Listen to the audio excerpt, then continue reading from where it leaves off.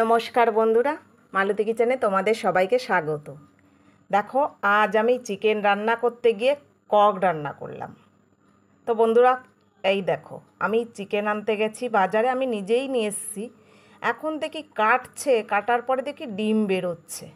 দেখো, ডিমটাও তোমাদের দেখালাম, দেখো ছোটো ছোটো ডিম। তো আমি বুঝতে পারিনি, তা সে বলছে, তুমি কি এই মাংস কখনো খেয়েছো? আমি দেখতে পাচ্ছি সাদা, হয়তো ব্রয়লার হবে। আমি বললাম হ্যাঁ, খেয়েছি। তো বন্ধুরা দেখো, সম্পূর্ণ ভিডিওটা দেখতে থাকো আমি কীভাবে রান্না করলাম। তো যথারীতি আমার কালো কড়াই বসে গেছে, এখানে আলুর কেটে নিয়েছি। এবার বাড়িতে আনার পরে যখন করছি, আমার লাল লাল কেন গো ঠাকুরজি? আমার ননদিনীকে জিজ্ঞেস করছি, বলছে এটা তো দেশি মুরগি এনেছো তুমি। আর না তো, আমি তো সাদা সাদা ব্রয়লার। বলে বৌদি, এটা কিন্তু কক। আমি জানতাম না। যাই হোক, বলছে এ তো দামি হয়, কিন্তু দেশি মুরগির মতন খেতে টেস্ট হয়, তো সাদা হয়। আমি ভুল করে নিয়ে এসে ফেলেছি, এখন কি বলবো, তাই রান্না করছি। তো দেখো, প্রথমে আমি আলুটা ভেজে নিচ্ছি এখানে। আমি কিন্তু আলু সব সময় চিকেন রান্না করতে খুব বড় আলু কাটি না, ঠিক এই সাইজের আলুটাই আমি কাটি। আলুটা আমার ভাজা হয়ে গেছে। এবার এখানে আমি কিছু পেঁয়াজ আমি ভেজে তুলে রাখবো। পেঁয়াজটা একটু ভেজে নেব, প্রথমে একটু লাল লাল করে ভাজবো, ভেজে তুলে রাখবো।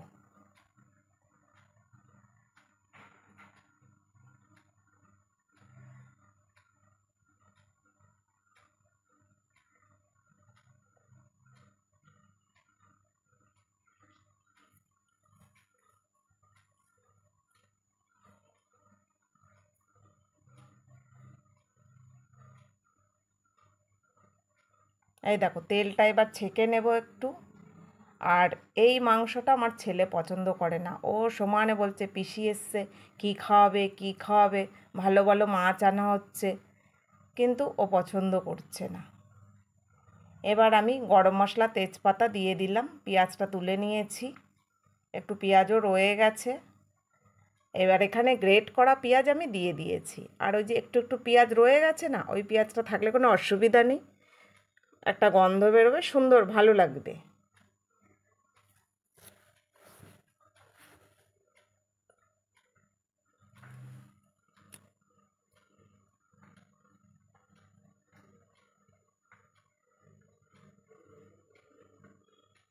এবার এখানে দেখো, একটু নুন দিয়ে দিলাম, একটু হলুদ দিয়ে দিচ্ছি।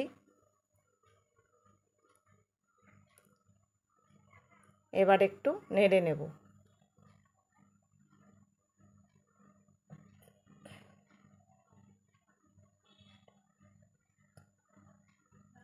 দেখো, এবার এই ডিমগুলো আমি তুলে রাখছি। এবার প্রথমে আমি কিন্তু এই পেঁয়াজ ভাজার সঙ্গে সঙ্গে আমি এই মাংসটাকে দিয়ে দেবো। আমি আদা রসুন পরে দিচ্ছি।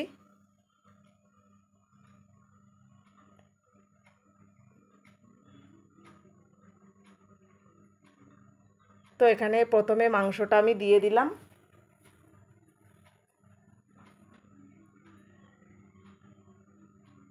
মাংসটা দিয়ে ভালো করে নেড়ে নেব এই পেঁয়াজের সাথে সাথে।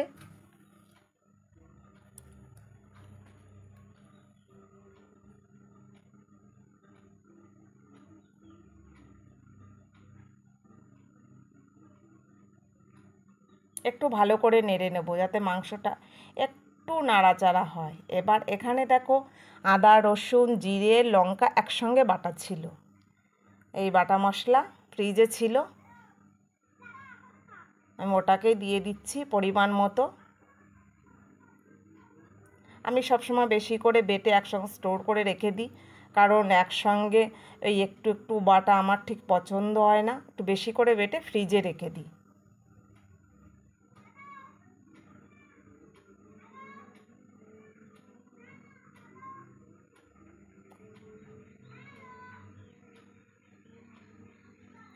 দেখো, কেউ বুঝতে পারবে যে এটা একবারে কি বলবো, ব্রয়লার মুরগি দেশি মুরগির মতন লাগছে। আর আমি না কিনে মানে আমি নিজের গালে নিজেই চড় মারছি যে কী নিয়ে আসলাম। তো এবার টমেটো কুচি দিয়ে দিলাম, কারণ সব থেকে ভালো কথা আমরা সকলেই খাবো, আমার ছেলেটা খাবে না। ও দেশি মুরগি, হাঁসের মাংস, তারপরেই এই কক ও খাবে না।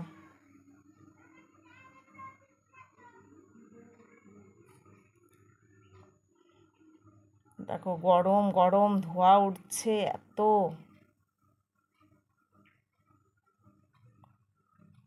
তা আমার ননদিনী বলল এই মাংসটা খুব টেস্ট হয় খেতে।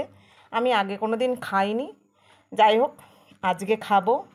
তো বন্ধুরা, এরকম যদি পারো তোমরাও করে খাও।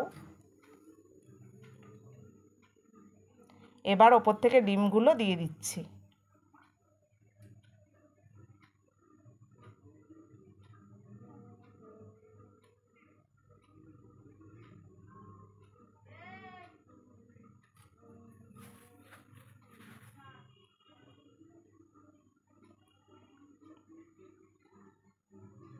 এবার আলুগুলো দিয়ে দিচ্ছি।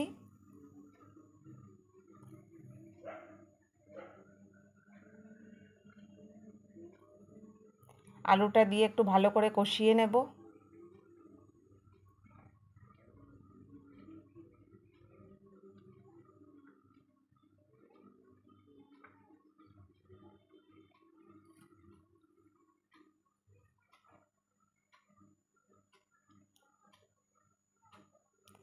সুন্দর একটা গন্ধ আসছে এই কষানোর পরে। এবার ওপর থেকে জল দিয়ে দিচ্ছি। এবার ননদিনী বলেছে ভালো করে সেদ্ধ করো, আর দোকানে বলেছিল 8-10টা সিটি দেবে। আমি বলছি কেন, আমার কি দাঁত নেই আমি 8-10টা সিটি দিতে যাব? তা ননদিনীর কথা মতো ভালো করে ইয়ে জাল দিচ্ছি, মানে ভালো করে সেদ্ধ হবে। আর সিটি আর দিচ্ছি না, সত্যিই তো দাঁত আছে, খাবো।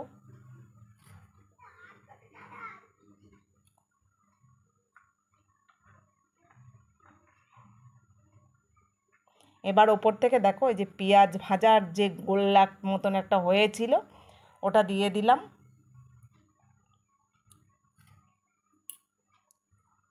এইবার সুন্দর একটা, আরও সুন্দর একটা গন্ধ আসছে। সবসময় দেখবে যদি কখনো চিকেন বানাতে যাও না, চিকেন মাটন একটু পেঁয়াজ ভেজে যদি তুলে রাখো না, সুন্দর একটা গন্ধ আসে।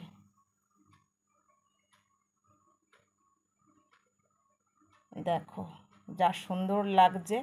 তো বন্ধুরা, ভিডিওটা ভালো লাগলে লাইক কমেন্ট শেয়ার সাবস্ক্রাইব করে দিও, ফেসবুক পেজটাকে ফলো করে দিও। ওপর থেকে গরম মশলা দিয়ে দিলাম, আরও সুন্দর গন্ধ আসছে। তো একবার অন্তত ট্রাই করে দেখো। এই কগের মাংস একদম চিকেন, কিন্তু শক্ত, দেশি মুরগির মতন। তোমরা চাইলে প্রেসার সিটি দিতে পারো। তো আমি তো বানালাম।